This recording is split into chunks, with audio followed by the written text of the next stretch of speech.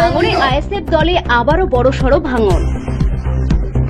এবার আইএসএফ এর পঞ্চায়েত সমিতির সদস্য আসমা খাতুন তৃণমূল কংগ্রেসে যোগদান করলেন। সোমবার বিজয়গঞ্জ বাজার এলাকায় ক্যানিং পূর্বের বিধায়ক শওকত মোল্লার হাত ধরে আসমা খাতুন যোগ দেয় তৃণমূল কংগ্রেসে। আসমার পাশাপাশি এদিন পানাপুকুর 163 নম্বর আইএসএফ বুথ সদস্য আজহারউদ্দিন মোল্লাও যোগ দেয় তৃণমূলে। পাশাপাশি চালতাবাড়িয়া ও ভোগালী 1 নম্বর অঞ্চল থেকে কয়েকশো আইএসএফ কর্মী যোগ দেয় তৃণমূলে। এদিন ভাঙড়ে আইএসএফ নেত্রী হিসাবে খুবই গুরুত্বপূর্ণ ছিলেন আসমা খাতুন। তৃণমূলের বিরুদ্ধে নানা বিষয় নিয়ে সোচ্চার হয়েছিলেন তিনি। পঞ্চায়েত ভোটের ভোট কাউন্টিং এর দিন কাঁঠালিয়া হাই স্কুলে আইএসএফ এর হয়ে লড়াই করেছিলেন আসমা খাতুন। এবার সেই আসমায় যোগ দিলেন তৃণমূল কংগ্রেসে।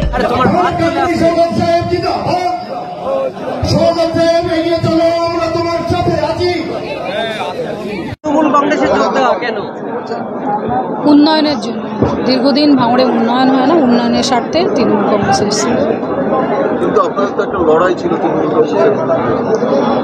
দেখুন, লড়াই ছিল যারা দুর্নীতিগ্রস্ত তাদের বিরুদ্ধে, এক্স্যাক্টলি তৃণমূল কংগ্রেস নয়, যারা মানুষের জন্য লড়াই করছে। দুর্নীতির বিরুদ্ধে আমাদের লড়াই, দুর্নীতিগ্রস্তদের বিরুদ্ধে লড়াই।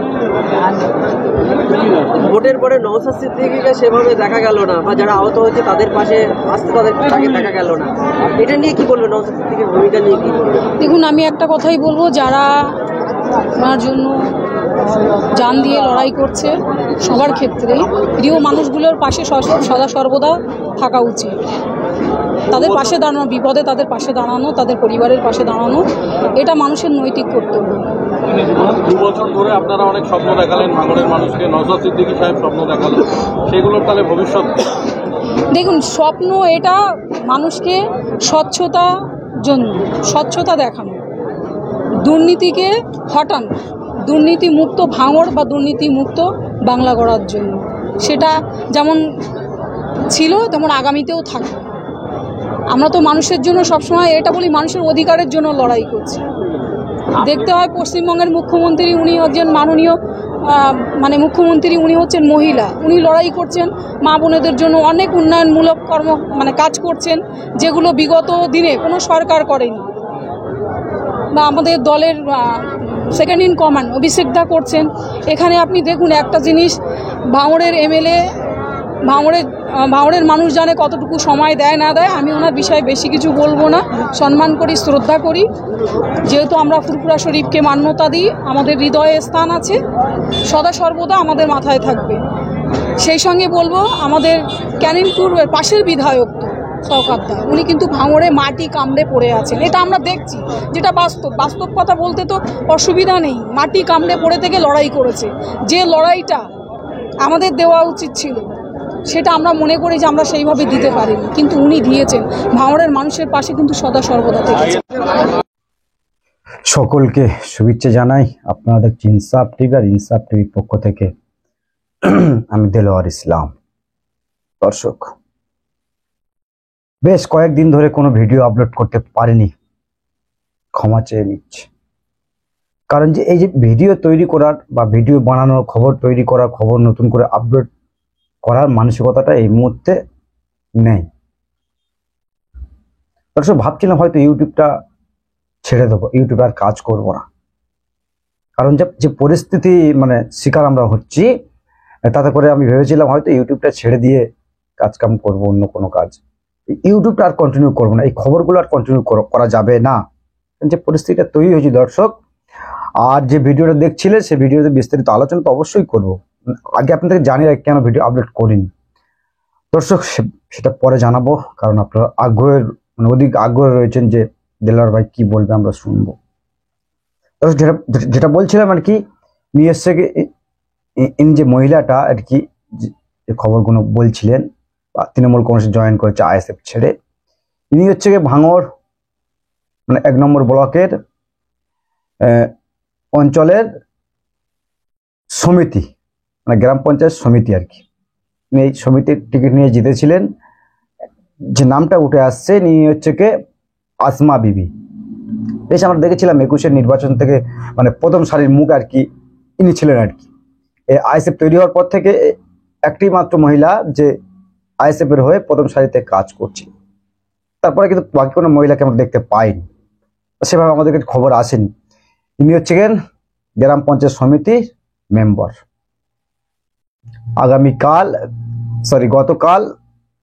গতকাল তিনি তৃণমূল কংগ্রেস ছেড়ে গতকাল তিনি আইএসএফ ছেড়ে তৃণমূল কংগ্রেসে জয়েন করেছে।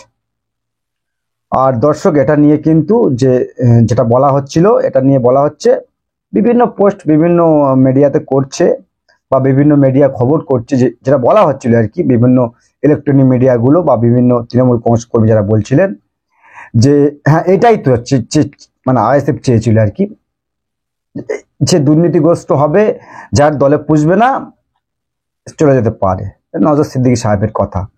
আর যেটা বলা হচ্ছিল দর্শক, যে আসমা খাতুন তিনি গ্রাম পঞ্চায়েতের সমিতি মেম্বার ছিলেন, তিনি শওকত মোল্লার হাত ধরে তৃণমূল কংগ্রেসে জয়েন করতেই পারে, অধিকার রয়েছে।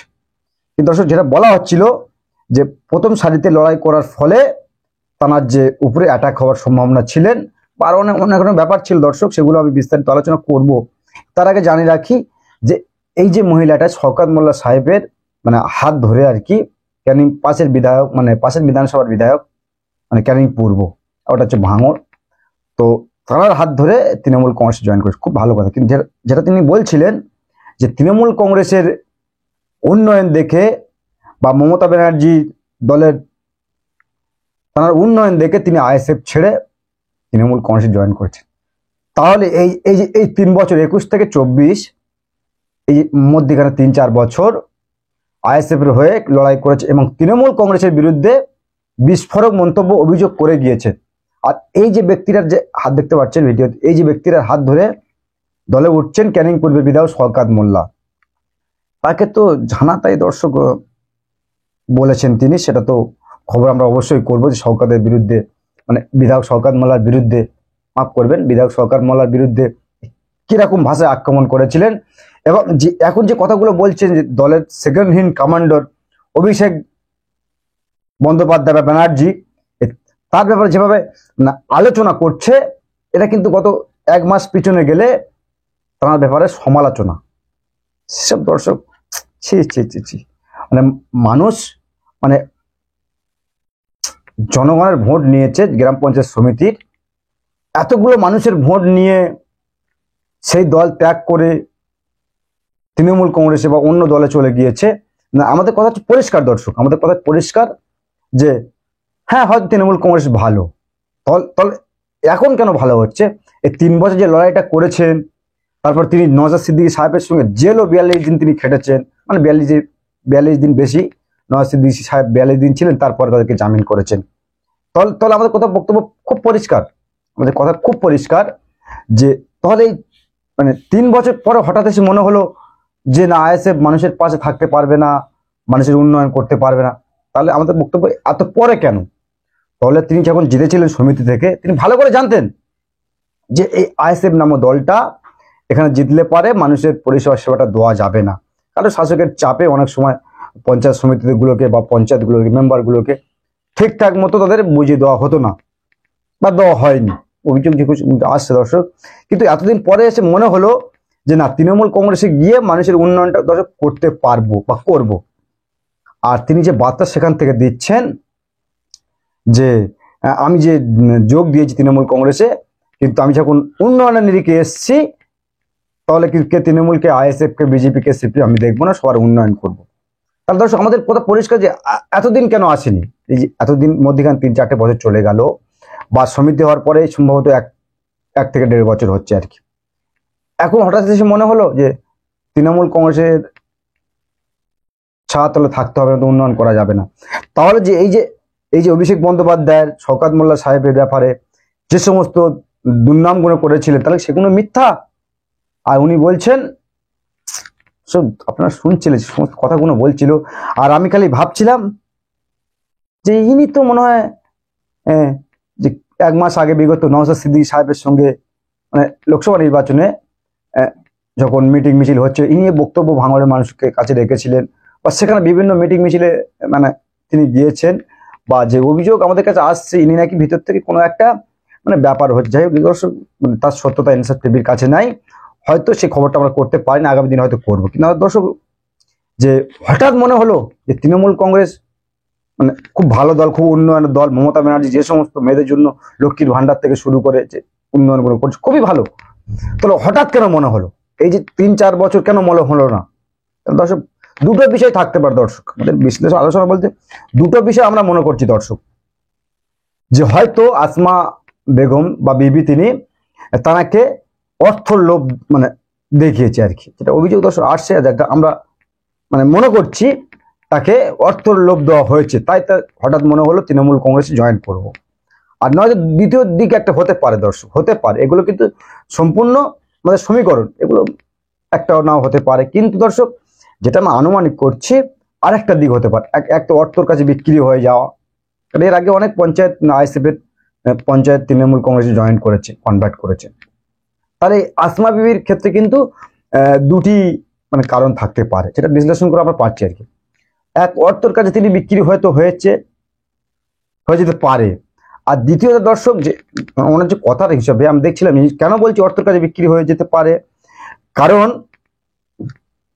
তিনি যখন জয়েন করছিলেন, একটা দল ছিল, অন্য দলে যখন জয়েন করছিলেন, আমরা দেখেছি অনেক নেতা মন্ত্রীরা হাসে, একটা ভালোভাবে কথাবার্তা বলে, কিন্তু তার কথাগুলো শুনছিলাম যে সেইটুকু বোধ তার মধ্যে নেয় যে তিনি খুশিতে আছেন, তিনি খুশিতে একটা দলে জয়েন করছে, মানে উন্নয়নের নিরিখে মানুষের উন্নয়ন পাইয়ে দেবে বলে লড়াই করছে, খুশিতে থাকার কথা, দল বদল করছে আর কি, জামা বদলাচ্ছে, একটা দিক হতে পারে। আর দ্বিতীয় দর্শক, যেটা অভিযোগ আসছে দর্শক, সত্য তো আমরা যাচাই করিনি, দ্বিতীয়ত হতে পারে চাপে, মানে তৃণমূল কংগ্রেসের চাপ দিচ্ছে আর কি।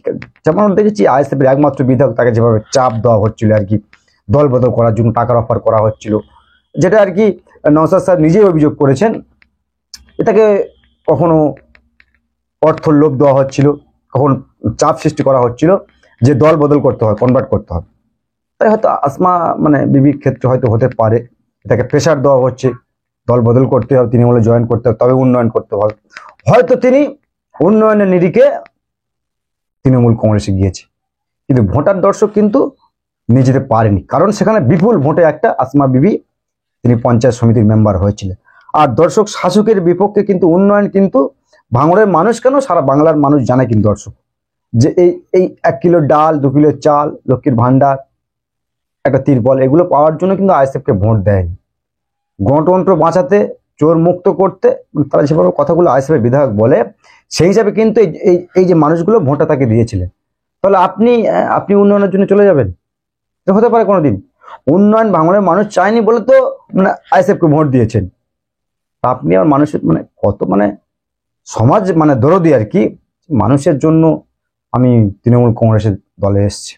আর ভাঙড়ের বিধায়ক নাকি তিনি ভাঙড়ের মানুষের পাশে কত থাকে তা জানা আছে।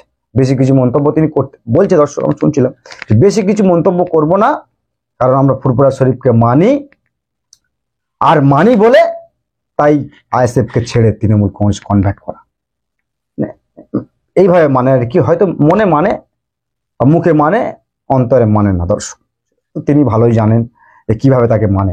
কিন্তু দর্শক, কথা হচ্ছে কি, যেই শওকত মোল্লার বিরুদ্ধে কয়লা চোর, তোলা চোর, সোনা চোর এত কিছু তিনি বললেন, আর সেই শওকত মোল্লার হাত ধরে তৃণমূল কংগ্রেস জয়েন করলেন।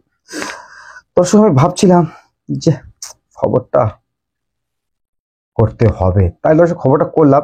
মানে ব্যাপারটা হচ্ছে কি, যে আমি যখন তৃণমূল কংগ্রেসে থাকবো, মানে যখন অন্য দলে আমি থাকবো, তখন আমার কাছে তৃণমূল কংগ্রেস বা বিজেপি বা আইএসএফ খুব খারাপ দল, নিকৃষ্ট দল, ওর মতো কোনো খারাপ দলই হতে পারে না, সমাজ বিরোধী।